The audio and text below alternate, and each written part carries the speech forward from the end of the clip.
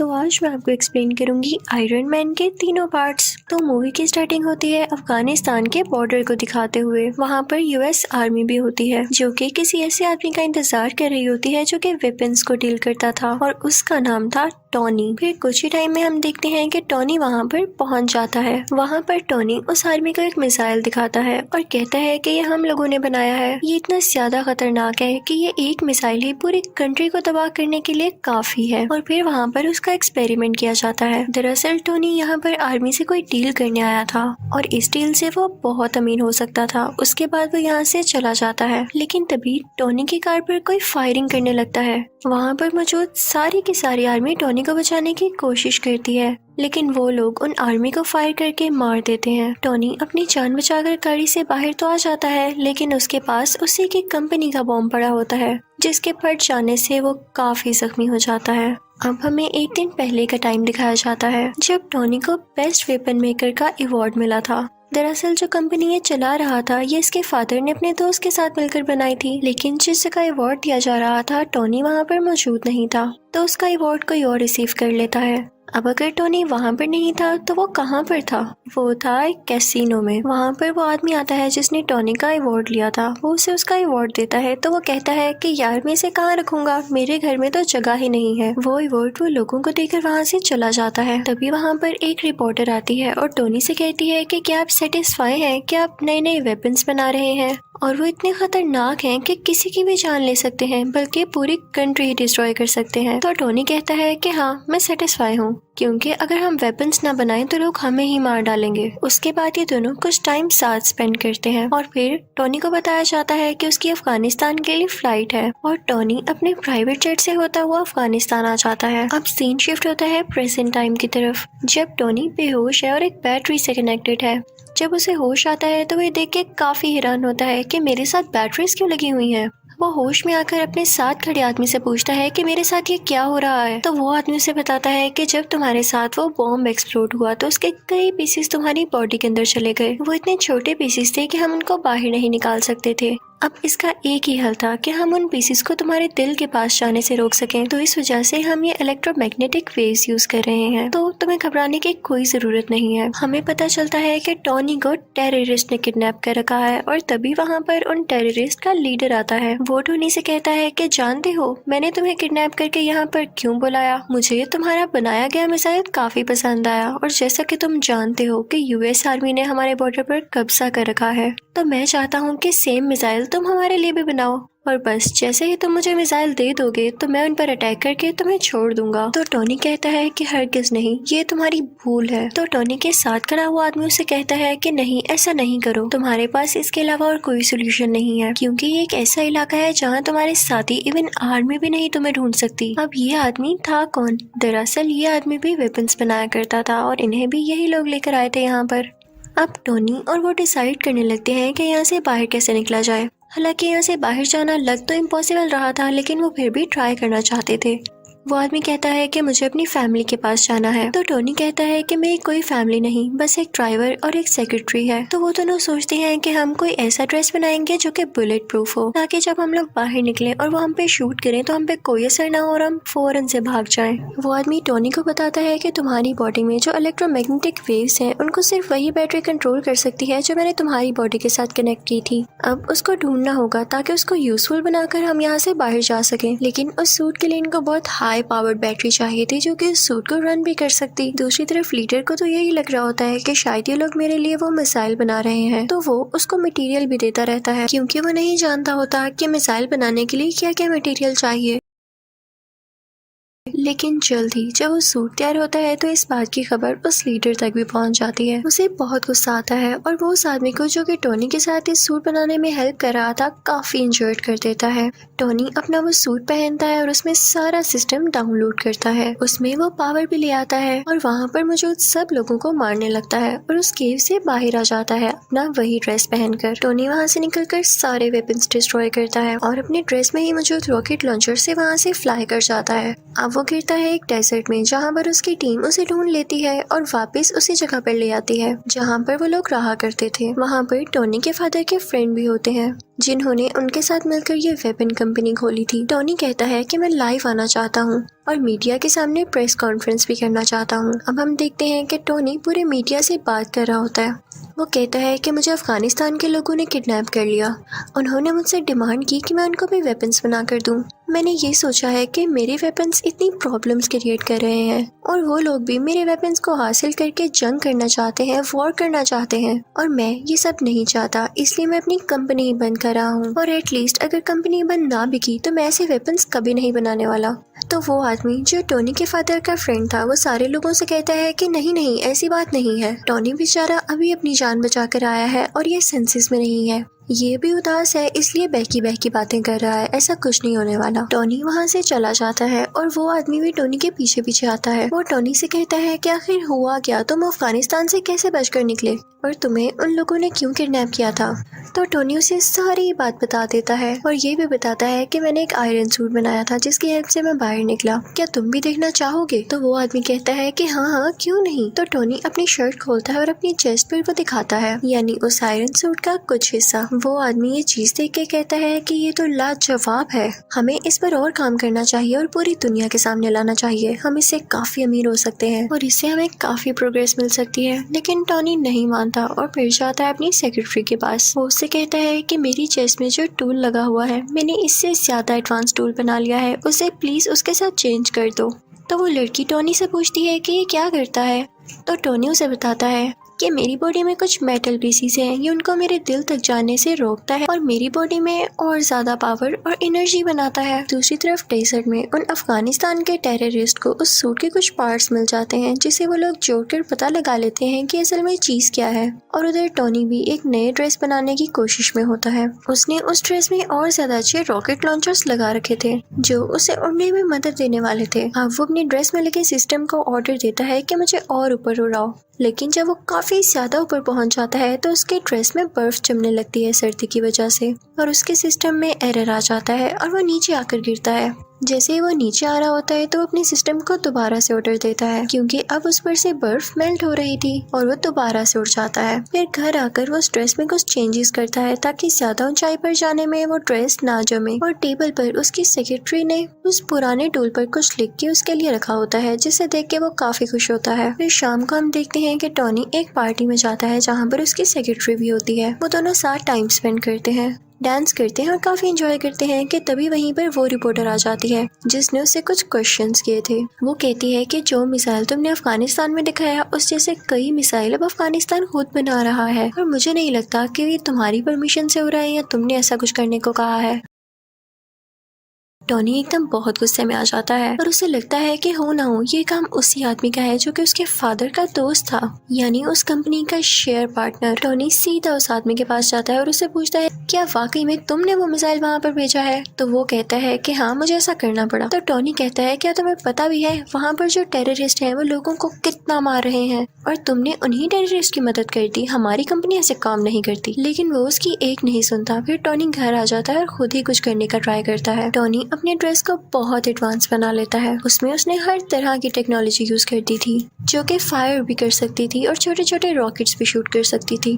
Tony फौरन से वो ड्रेस पहनकर अफगानिस्तान जाता है। वहाँ पर जाकर वो सब आदमियों से लड़ता है, इवन उन टेररिस्ट के लीडर से भी, और फिर अपने ड्रेस से एक छोटा सा रॉकेट वहाँ पर छोड़ता है जिससे वो जगह डिस्ट्रॉय हो जाती है। वहाँ की एयरफोर्स को भी पता चल जाता है कि यहाँ पर कोई एक्सप्लोजन हुआ है, लेकिन वो आयरन मैन को ढूंढ ही नहीं पाते। फिर टोनी अपने उस दोस्त को कॉल करता है जो कि इसे अवार्ड देने कैसीनो आया था। वो अपने दोस्त से कहता है कि मैं ही हूँ जिसने ये सारा ब्लास्ट किया है, तो प्लीज तुम इस मैटर का ख्याल रख लेना। फिर जब उससे पूछा जाता है कि ये अटैक्स किसने किए तो वो कहता है कि हो सकता है कई दुश्मनों ने मिलकर ये अटैक किया हो, यानी वो ये बात टोनी पर नहीं आने देता। अब जब टोनी के फादर का दोस्त ये बात सुनता है तो उसे बड़ी हैरानी होती है कि ऐसे कोई अटैक करके गायब हो सकता है। वो फौरन से अफगानिस्तान जाता है और वहाँ के टेररिस्ट से बात करता है। तो वो टेररिस्ट कहते हैं कि हम जान चुके हैं कि काम किसका है, लेकिन हम तब तक खामोश हैं जब तक हम पूरी बात का न पता लगा लें। ये आयरन मैन ही है क्योंकि हमें डेजर्ट से उसके ड्रेस के कुछ पार्ट्स मिले हैं। वो टेररिस्ट उस आदमी से कहते हैं कि अगर तुम हम लोगों को पैसे दे दो तो मैं सूट का डिजाइन तुम्हें बता सकता हूँ। लेकिन टॉनी के फादर का दोस्त ऐसा नहीं करता, बल्कि उन लोगों को डरा धमका कर वो ड्रेस अपने साथ ले आता है। टॉनी को पता चल जाता है कि उसका पुराना ड्रेस किसी ने चुरा लिया है। वो फौरन से अपनी सेक्रेटरी के पास जाता है और उससे कहता है कि कैसे भी करके मुझे उसको रोकना होगा कि कहीं ये सारी इन्फॉर्मेशन लीक ना हो जाए और वो मेरा नाम, मेरी आइडेंटिटी यूज करके हर जगह तबाही फैलाए। अब टॉनी की सेक्रेटरी उस आदमी के ऑफिस जाती है, यानी वही आदमी जो टॉनी के फादर का दोस्त है। वो सारी इन्फॉर्मेशन उसके कंप्यूटर से कॉपी करने लगती है और साथ ही साथ उसे ये भी पता चलता है कि यही वो आदमी था जिसने टॉनी को किडनैप करवाया था उन टेररिस्ट से, क्योंकि ये नहीं चाहता था कि टॉनी का इस कंपनी में जरा सा भी शेयर हो। ये सुन के वो काफी हैरान होती है और वहाँ से जाने ही वाली होती है कि तभी वहाँ पर वही आदमी आ जाता है जिसके कंप्यूटर से वह डेटा चुरा रही थी, लेकिन उसे बातों में लगा के वहाँ से चली जाती है। अब वो आदमी भी इतना कोई इनोसेंट नहीं था, उसे पता चल जाता है कि ये लड़की मेरे कंप्यूटर से सारा डेटा चुरा गई है। जब वो लड़की सारी इन्फॉर्मेशन लेके वहाँ से निकल रही होती है तो एक आदमी आता है और कहता है कि आप टॉनी को जानती है ना, कि आप टॉनी से मेरा इंटरव्यू करा देंगी, मुझे उससे कुछ सवालात पूछने हैं, कुछ क्वेश्चनिंग करनी है। और दूसरी तरफ टॉनी के फादर के फ्रेंड को भी अजीब अजीब फील हो रहा होता है, क्योंकि वो जानता था कि टॉनी अब कितना पावरफुल है और उसे पता चल चुका है कि इस सारी गेम के पीछे मेरा ही हाथ है। उस आदमी ने कुछ साइंटिस्ट को ऑर्डर दिया होता है वही टूल बनाने के लिए जो कि टॉनी की चेस्ट में था, लेकिन हैरानी वाली बात यह है कि जो टूल ये बनवा रहा था उसका साइज काफी बड़ा था, लेकिन उसको कंप्लीट होने में भी टाइम था। तो ये जाता है टॉनी के घर काफी गुस्से में। वो टॉनी की बॉडी को डीएक्टिवेट करके उसकी चेस्ट में से वो टूल, यानी जो अब उसका हार्ट था, वो ले जाता है, जिसकी वजह से टॉनी बहुत डाउन फील करने लगता है और उसके बगैर वो ज्यादा देर जिंदा रहने वाला नहीं था। कि तभी टॉनी को याद आता है कि उसकी सेक्रेटरी ने उसे एक पुराना टूल भी दिया था। वो फौरन से उसको लगा लेता है और अपना ड्रेस दोबारा से अपनी बॉडी पर ले आता है। अब टॉनी के फादर का फ्रेंड तो टॉनी का वो टूल लेके जा चुका था। उसने अपने पास काफी बड़ा आयरन जायंट बना रखा था जिसका वो नाम रखता है आयरन मॉन्गर। वो आदमी वो टूल जो टॉनी की चेस्ट से निकाला गया था उसके अंदर डाल देता है, जिससे वो एक्टिवेट होने लगता है। उसमें कई पावर्स आ जाती हैं, लेकिन इतनी ही देर में असली आयरन मैन भी वहाँ पर पहुँच चुका था और अब इन दोनों में काफी ज्यादा फाइट होती है। अब वो दोनों लड़ते लड़ते रोड पर आ जाते हैं। तभी आयरन मैन को याद आता है कि अभी तक ये सूट पूरी तरह ठीक नहीं हुआ, यानी अभी भी ये कई ज्यादा हाइट पर जाकर फ्रीज हो जाएगा। वो फौरन से ऊपर उड़ने लगता है ताकि आयरन मॉन्गर भी उसका पीछा करे, और जब वो लोग बहुत ऊपर पहुंच जाते हैं तो आयरन मॉन्गर का ड्रेस जमने लग जाता है, फ्रीज होने लग जाता है और वो अजीब सा हो थोड़ा डल होके नीचे गिरने लगता है। लेकिन तभी नीचे आते ही वो दोबारा से एक्टिवेट हो जाता है और वो आयरन मैन पर अटैक करने लगता है। अब ये दोनों पता है कहाँ आकर गिरते हैं? उसी लैब पर जहाँ पर ये बहुत बड़ा टूल बनाया जा रहा था। इस टूल को उसी आदमी के साइंटिस्ट बना रहे थे जो टॉनी के फादर का फ्रेंड था। अब आयरन मैन अपनी सेक्रेटरी को फौरन से कहता है कि तुम ये टूल एक्टिवेट कर दो, मैं यहाँ से फौरन से भाग जाऊंगा और इसका सारा का सारा इफेक्ट इस आयरन मॉन्गर पर हो जाएगा, क्योंकि ये नहीं जानता होगा कि टूल स्टार्ट होने वाला है। वो लड़की ऐसा ही करती है। उसमें काफी ज्यादा रेज निकलती हैं जो कि आयरन मॉन्गर के गिर्द आ जाती हैं और इन रेज की वजह से आयरन मॉन्गर मारा जाता है। अब अगले दिन हम देखते हैं कि टॉनी की प्रेस कॉन्फ्रेंस होती है और सारे उससे क्वेश्चन कर रहे होते हैं कि क्या आप ही हो आयरन मैन? तो उसके पास एक आदमी आता है और कहता है कि नहीं, आपने ये नहीं कहना, आपने ये कहना है कि उसमें आपका बॉडीगार्ड था और उन दोनों में आप इसमें कोई पर्सनल इश्यूज की वजह से लड़ाई हो रही थी और आपके फादर के फ्रेंड भी नेचुरल डेथ मरे। लेकिन टोनी वो स्क्रिप्ट उठा के सब लोगों के सामने चला जाता है। तभी उसका दोस्त उसके कान में कहता है कि जो भी बात सच है वही बोलिएगा। आयरन मैन सबके सामने बोल देता है, आई एम आयरन मैन। यानी अब सबको पता चल चुका था कि असली आयरन मैन टोनी ही है। और इसी के साथ आयरन मैन पार्ट 1 यही खत्म हो जाता है। तो अब मैं आपको एक्सप्लेन करूंगी आयरन मैन पार्ट 2। अब जहाँ पर पार्ट 1 का एंड हुआ था वहीं से पार्ट 2 स्टार्ट होता है। वही न्यूज के टोनी ने ये एक्सेप्ट कर लिया है कि वही आयरन मैन है। किसी के टीवी पर चल रही होती है और जो आदमी इसको देख रहा होता है उसका नाम इवैन होता है। ये न्यूज देखते ही इवैन के फादर की डेथ हो जाती है। तो इवैन कहता है कि मैं आयरन मैन से बदला लेके जरूर रहूंगा। तो वो भी एक छोटा सा टूल तैयार करता है जिससे वो अपना ड्रेस बनाने वाला था, क्योंकि वो आयरन मैन से फाइट करने लगा था। अब कई दिन बाद इवैन का ड्रेस तैयार हो जाता है और वो उसे नाम देता है व्हिपलैश। उसमें ये पावर थी कि वो किसी भी मेटल को काट सकता था। फिर हम देखते हैं कि 6 महीने गुजर जाते हैं और टोनी कुछ लोगों से स्पीच कर रहा होता है। उसने अपना वही ड्रेस पहना होता है। वो बताता है कि मेरे फादर का ये ड्रीम था कि वो एक सिटी बनाए जिसमें एडवांस बिल्डिंग्स हो और काफी अच्छी टेक्नोलॉजी हो, लेकिन वो तो अपना ये ड्रीम पूरा नहीं कर पाए। अब मैं उनका ये ड्रीम पूरा करूंगा। और वो अपना ड्रेस सबको दिखाता है कि ये ड्रेस मेरी हेल्प करेगा। टोनी ये सब बातें करके वहाँ से निकल ही रहा होता है कि तभी उसके पास कुछ लोग आते हैं। वो टोनी से कहते हैं कि आपसे कुछ लोग कुछ बातें पूछना चाहते हैं। वो सब लोग ये चाहते हैं कि आप सुबह कोर्ट में आए। वो आपके ड्रेस के बारे में आपसे कुछ इन्वेस्टिगेशन करेंगे। जब टोनी कोर्ट जाता है तो उसे पता चलता है कि वहाँ पर तो आर्मी है। कोर्ट के सेनेटर उसे कह रहे होते हैं कि सूट तो तुमने काफी अच्छा बनाया है, लेकिन इतनी ज्यादा पावरफुल और खतरनाक चीज तुम्हारे पास नहीं होनी चाहिए। ये आर्मी को दे दो क्योंकि वो अपने सोल्जर्स की काफी अच्छी ट्रेनिंग कर सकती है इससे।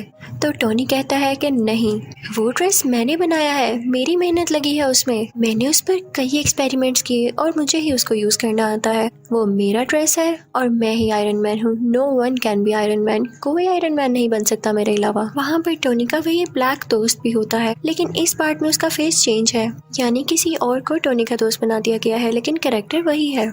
वो भी सेम बात कहता है कि मुझे ये कहना पड़ रहा है कि ये ड्रेस वाकई बहुत डेंजरस है और ये आर्मी के पास होना चाहिए, लेकिन फिर भी टोनी नहीं मानता। फिर वहाँ पर एक वेपन एक्सपर्ट भी आता है जो कि सेम बात बोलता है, लेकिन टोनी कहता है कि मैं तुम लोगों में से किसी की बात नहीं सुनने वाला। टोनी उन सब से कहता है कि मैं जानता हूँ आप लोगों को ऐसा करने के लिए किसने कहा है।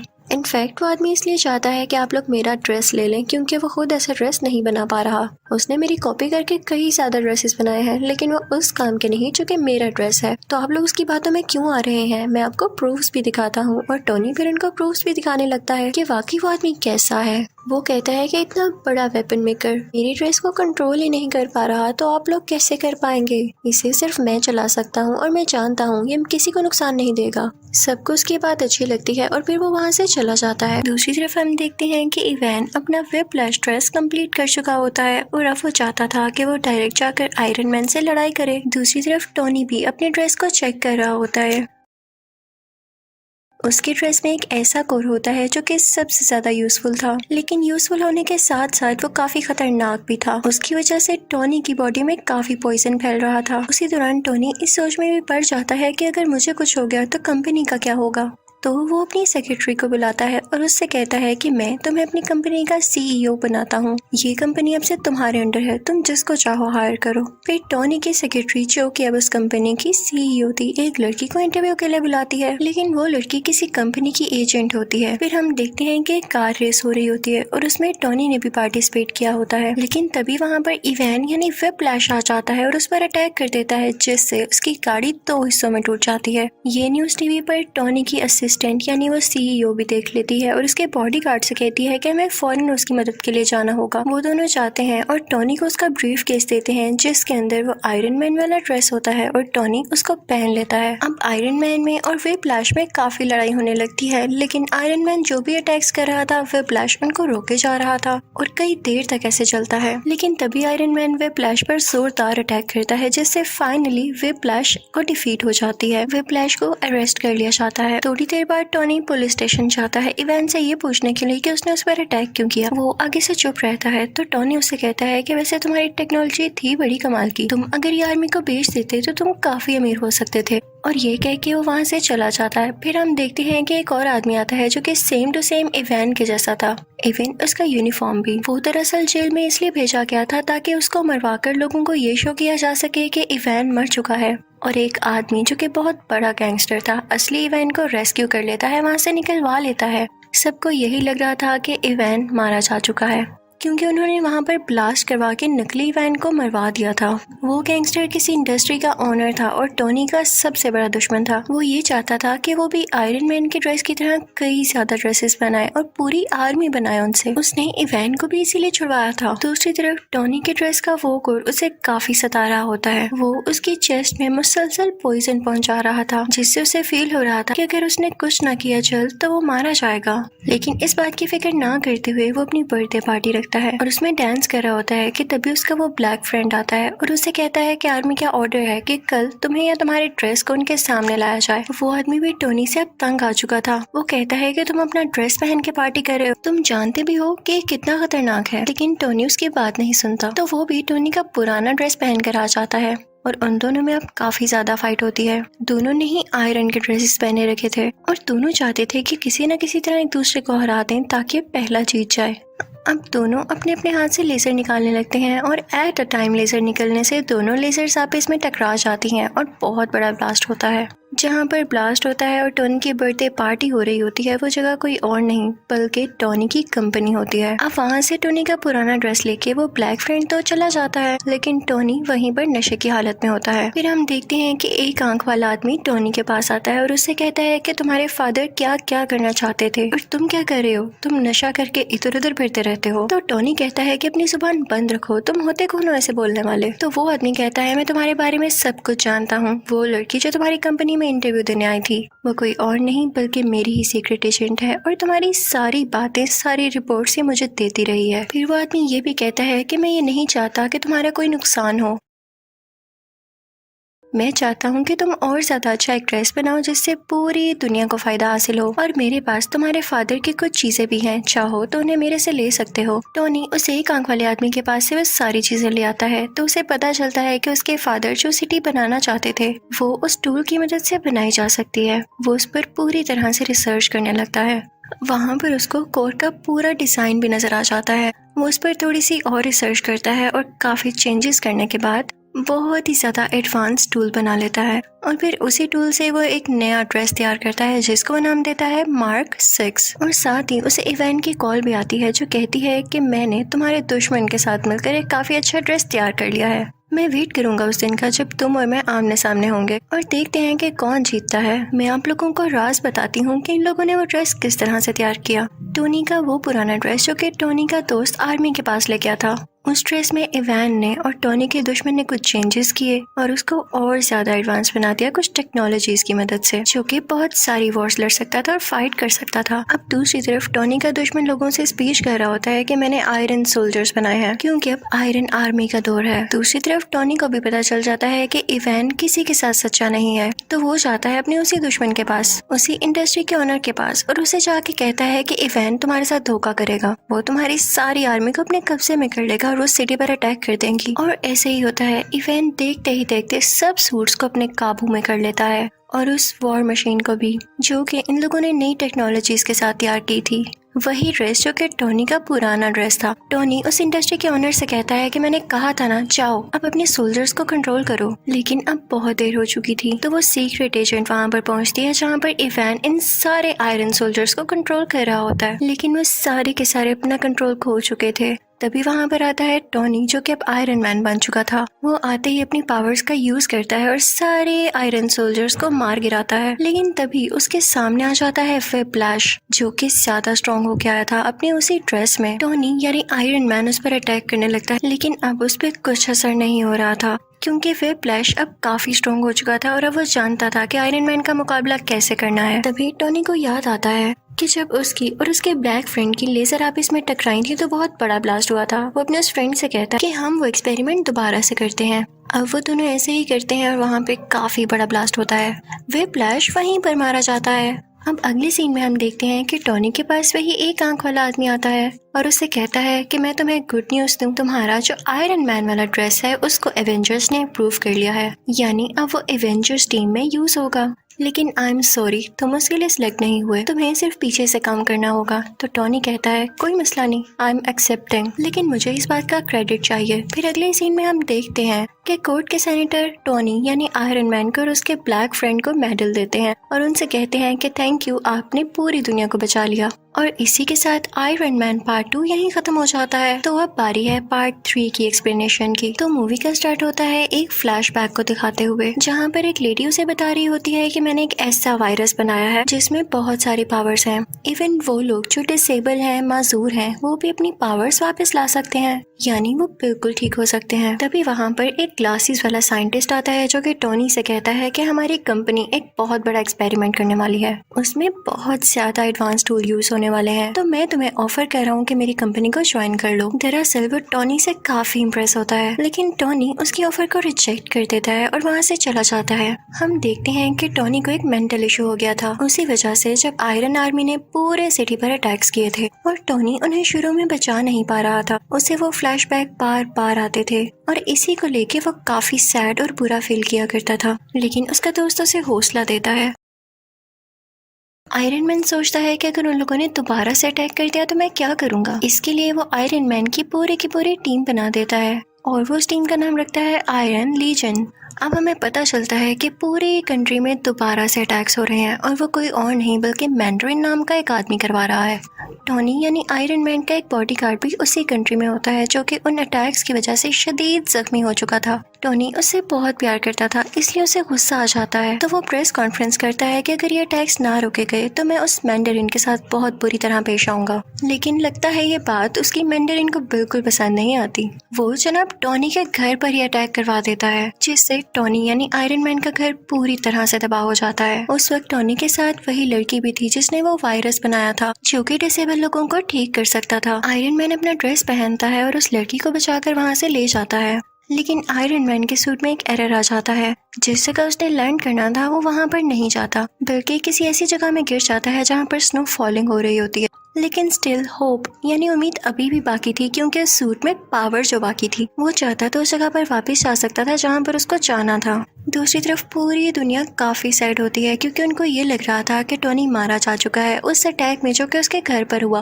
क्योंकि उसके बाद टोनी किसी को दिखाई जो नहीं दिया। आयरन मैन जिस विलेज में गिरा था वहाँ पर उसे एक बच्चा दिखाई देता है। वो उससे कई बातें करने लगता है क्योंकि वो बच्चा उसको काफी इनोसेंट लगता है। टोनी देखता है कि वो विलेज भी तबाह हो चुका है और सेम उसी तरीके से ये तबाह हुआ है जिस तरीके से टोनी के घर पर अटैक किया गया। तो वो समझ जाता है कि जरूर इसके पीछे मैंडरिन का ही हाथ है। अब वो इस सारे केस पर रिसर्च करने लगता है। उसे पता चलता है कि ये एक्सप्लोजन्स किसी वेपन के जरिए नहीं हुए बल्कि ये उन सोल्जर्स ने किए हैं जो कि सुपर पावर्स रखते हैं। टोनी सबसे मैंडरिन की लोकेशन के बारे में पूछता है लेकिन उसे कुछ पता नहीं चलता। सरप्राइजिंगली वो बच्चा उसे मैंडरिन की लोकेशन तक पहुंचा देता है। विलेज में टोनी ने कुछ वेपन्स भी तैयार कर रखे थे जो वो अपने साथ लेकर यहाँ आया था। वहाँ पर उसे पता चलता है कि मैंडरिन तो था ही नहीं, वो ड्रामा कर रहा था कि जैसे वो वहाँ पर हो। वहाँ पर सिर्फ एक आदमी था कि जो उस जगह की वीडियोस बनाकर पब्लिश किया करता था। फिर यहाँ हम देखते हैं कि वही ऐनक वाला साइंटिस्ट टोनी से मिलता है और दरअसल ना तो उसको ऐनक लगी थी और ना ही वो उसका गेटअप था, वो भी उसका फेक गेटअप था। वो टोनी को बताता है कि मैंने वही वायरस यूज करके खुद की डिसेबिलिटी को खत्म कर दिया है और अब मैं काफी स्ट्रॉन्ग हो चुका हूँ। वो साइंटिस्ट टोनी को बताता है कि मैंने तुम्हारी दोस्त यानी तुम्हारी सेक्रेटरी को भी किडनैप कर रखा है। वो उसे उसका विजन दिखाता है कि ये देखो, ये अब मेरे कब्जे में है। वो दरअसल कहीं और पर किडनैप हुई भी होती है और ये सिर्फ उसकी इमेज होती है, एक होलोग्राम। अब वो लड़की जिसने वायरस तैयार किया था वो कई सालों से साइंटिस्ट के लिए काम कर रही थी, लेकिन जब उस साइंटिस्ट को पता चलता है कि ये टोनी से भी मिलने गई थी तो वो उस लड़की को वहीं पर शूट कर देता है। हम देखते हैं कि वो साइंटिस्ट काफ़ी अच्छी टेक्नोलॉजी यूज़ करता था जिसकी वजह से उसकी लोकेशन कोई भी ट्रैक नहीं कर पाता था। वहाँ पर वॉर मशीन भी होती है जो कि टोनी का फ्रेंड चला रहा होता है, यानी वही आयरन सूट जो वो लेकर भागा था। लेकिन अब उस ड्रेस का नाम चेंज कर दिया गया था और ये उसी साइंटिस्ट ने किया था। दरअसल वो टोनी को ये बताना नहीं चाहता था कि ये वही ड्रेस है। वो उस ड्रेस को यानी वॉर मशीन को अपने पास ले आता है, लेकिन टोनी भी काफी पावरफुल था। वो वहाँ से जान छुड़ाकर भाग चुका था क्योंकि उसे मैंडरिन की लोकेशन का पता लगाना था। इसी दौरान टोनी को पता चलता है कि वो साइंटिस्ट वो एडवांस ड्रेस चुराकर यूएस के प्रेसिडेंट को मारना चाहता है और इसके लिए उसे कुछ भी करके उसे रोकना होगा। और इसी पर्पस के लिए वो साइंटिस्ट वहाँ पर पहुँच जाता है जहाँ पर वो प्रेसिडेंट होते हैं जो कि किसी और कंट्री जाने के लिए तैयार हो रहे थे। वो उसे किडनैप कर लेता है और अपनी सीक्रेट लोकेशन पर ले आता है जहाँ पर कोई नहीं पहुँच सकता था। लेकिन टोनी वहाँ पर पहुँच ही जाता है क्योंकि उसकी हेल्प की थी उस छोटे बच्चे ने और टोनी था भी बहुत टैलेंटेड। टोनी वहाँ पर जाकर सारे बाकी पैसेंजर्स को भी बचा लेता है, लेकिन जब बारी आती है प्रेसिडेंट को बचाने की तो इतनी ही देर में वो साइंटिस्ट उसे लेकर वहाँ से जा चुका होता है और वो नाकाम रह जाता है प्रेसिडेंट को बचाने में।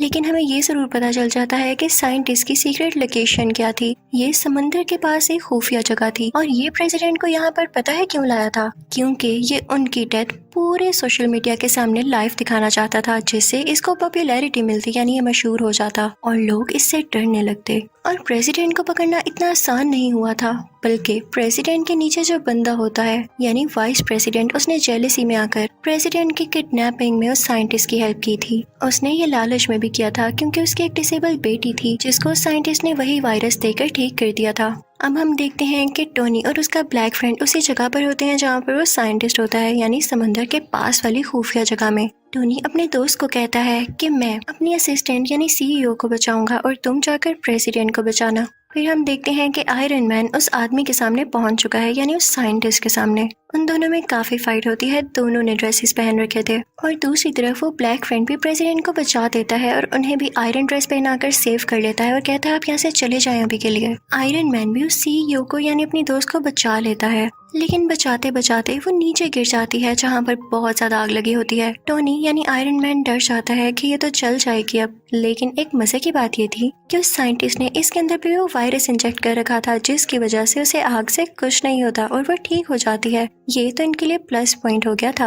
अब हम देखते हैं कि टोनी यानी आयरन मैन जाता है उसी साइंटिस्ट के पास। उन दोनों में काफी ज्यादा फाइट होने लगती है, लेकिन जब वो देखता है कि इस पर ना तो मेरी आर्मी का कोई असर हो रहा है ना तो मेरे अटैक्स का, तो उसके पास एक आइडिया आता है। वो अपना ड्रेस उतारता है और उसे साइंटिस्ट को पहना देता है और उस ड्रेस में एक खास बात ये थी कि वो अपने आप को ही ब्लास्ट कर लेता था और टोनी फिर ऐसा ही करता है, वो ड्रेस ब्लास्ट हो जाता है। लेकिन वो साइंटिस्ट बहुत चालाक था, उसने भी वो वायरस अपने अंदर इंजेक्ट कर रखा था जिसकी वजह से वो सरवाइव कर जाता है और उसे कुछ भी नहीं होता। बस इतना है कि वो जल चुका था, लेकिन स्टिल उसमें अभी भी पावर थी काफी ज्यादा। और तभी वहाँ पर वो सीईओ भी आती है और वो साइंटिस्ट को पूरी तरह से मार देती है, जिससे फाइनली वो मर जाता है। फिर वो सीईओ आती है टोनी के पास, वो दोनों गले लगते हैं और कन्फेस करते हैं कि वो एक दूसरे को पसंद करते हैं। उधर टोनी अपनी बाकी आयरन आर्मी को भी ऑर्डर देता है कि खुद को ब्लास्ट कर लो और ऐसा ही होता है। आसमान में लग रहा होता है जैसे फायरवर्क्स चल रहे हों। फिर नेक्स्ट सीन में हम ये भी देखते हैं कि पुलिस ने नकली मैंडरिन और उस वाइस प्रेसिडेंट को भी अरेस्ट कर लिया है। फिर हम देखते हैं क्योंकि टोनी यानी आयरन मैन काफी मशहूर हो चुका था, तो दुनिया के बड़े बड़े सर्जन्स उसका ऑपरेशन करते हैं। उसमें जो मेटल के पीसीस होते हैं वो उसको निकाल देते हैं। ये बहुत ही बड़ी गुड न्यूज थी, यानी ना उसे किसी टूल की जरूरत थी, ना उसे किसी कोर की, ना ही ड्रेस की जरूरत थी उसे जिंदा रखने के लिए। वो उस टूल को पानी में फेंक देता है और उसकी दोस्त यानी सीईओ को भी ठीक कर दिया जाता है। यहाँ पर इस मूवी की हैप्पी एंडिंग हो जाती है। आई होप आपको ये तीनों पार्ट्स अच्छे लगे होंगे। Thank you for watching.